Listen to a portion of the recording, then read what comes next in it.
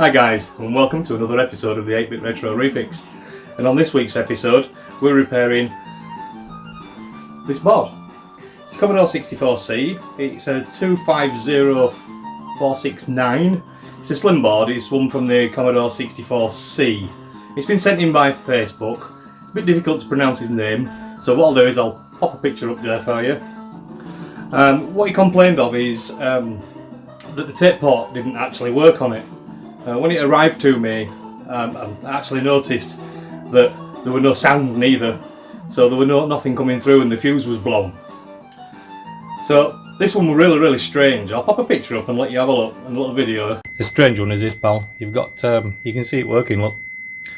You can hear that buzzing its head off, and that's straight onto your fuse board with your negative over here, look. So straight on your fuse board. If I turn it off, we don't have continuity through the fuse anymore.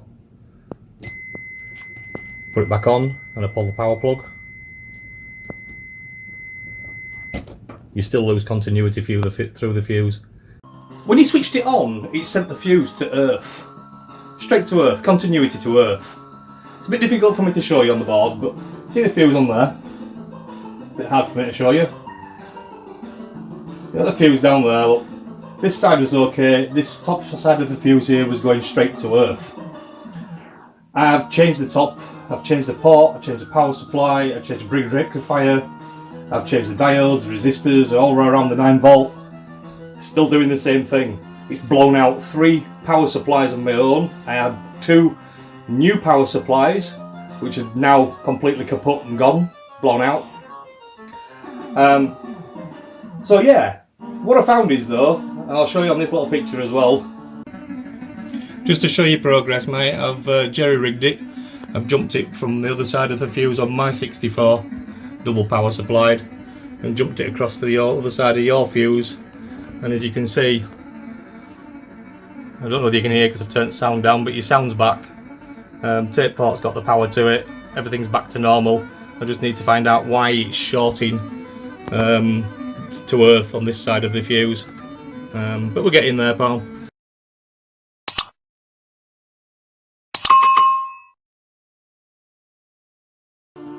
But if I sort of jerry-rigged it and I wired 2 of these boards up, and then I sent an earth from this board and to another board, and then the power straight from this side of the fuse down here where my thumb is, I sent the power straight to there from another board, and it busted into life.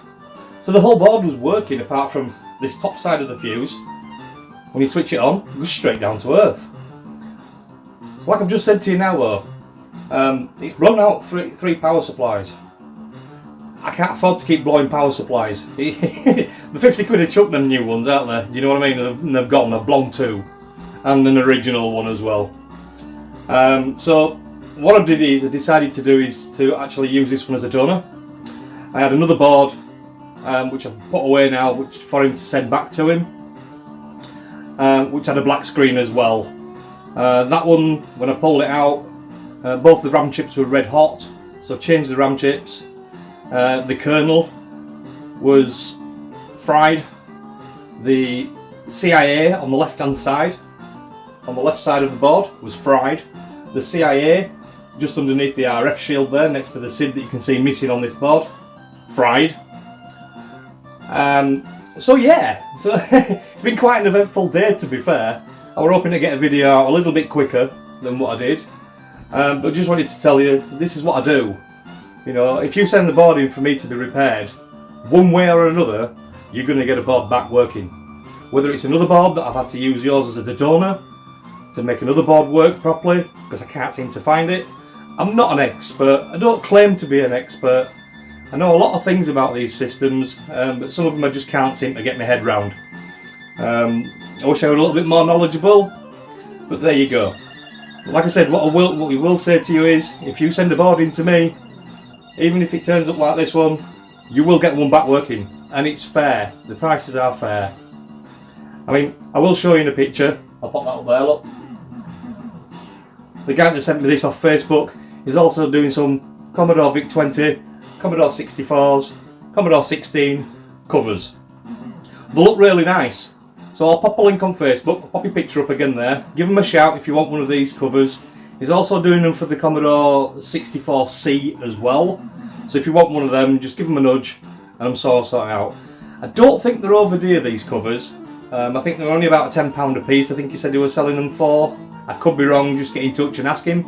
And I think the C64 ones were a little bit dearer. I think they were about £13, £14 or something like that, which is pretty good really. I mean, I've got the C16 covered up, I've got a VIC-20 covered up now, and I've got my Commodore 64, which is covered up. So, that's about it for this week's episode.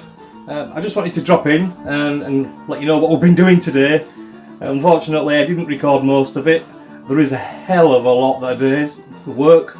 I've spent sort of 3 days on this board trying to suss it out, work it out, and eventually I thought, after all them power supplies, I give up. I just literally give up. I wish I'd have found it. I might just keep on going and see if I can actually find it at some point. It will be nice to know for future reference. But if you guys have come across this before, drop me a comment in bottom of the box, please. Drop me a comment and let's see if we can get this board fixed between us. So I'm going to leave you there, guys. Thanks again for watching another episode of the 8-Bit Retro Refix, and yeah, we'll see you on the next one. Bye!